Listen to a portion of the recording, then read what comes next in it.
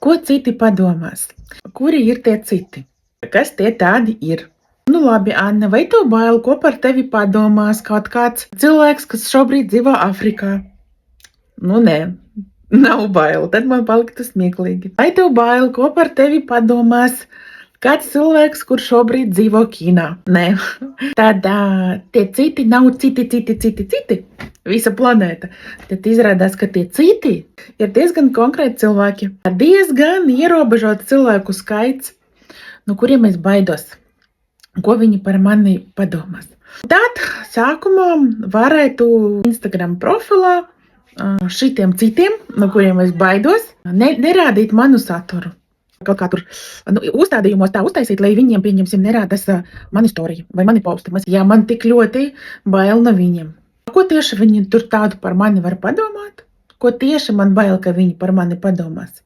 Jo viņi var visu kaut ko padomāt. Viņi var padomāt, ka tu esi forša, drosmīga un ka viņi grib ņemt no tevis piemēru. Bet bail, ka viņi padomās tieši ko. Es saprastu, ka tas viss ir tikai manas ilūzijas, ka tas absolūti nekā neietekmēs manu dzīvi. Nu labi, Anna, viņi pieņemsim smiesies par tevi, ka padomās atkal tu te kaut ko esi izdomājusi. Nu labi, manuprāt, viņi tā padomās. Ok, Dievs ar viņiem. Bet ko es pati par sevi padomāšu? Ja es sākšu no nulles savu jauno nodarbošanos, sākšu tagad būvēt savu jaunu biznesa impēriju, ko es par sevi padomāšu?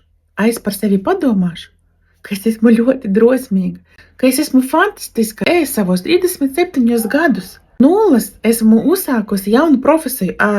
Blogeram, tā ir jauna atsevišķa profesija. Nav tik tā profesija vienkārša. Un es abrīnoju sevi. Kur man ir tik daudz drosmes, kur man ir tik daudz iekšējā spēka, kāda es esmu malacīta. Es ar sevi lepojos, un kurš katrs var šitā no nulles uzsākt savu blogu. Ir cilvēki, kuri noteikti meklē tevi tieši tavu masāžu, tieši tev viņi vēlas uzticēties.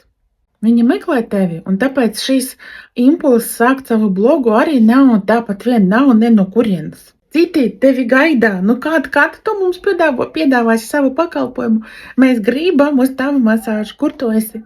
Un tavu hop, un vēlme uztaisīt savu blogu. Tā kā pēc kvantu sapīšanas likumam no kvantu fizikas, viss nav nejauši, viss nav tāpat vien.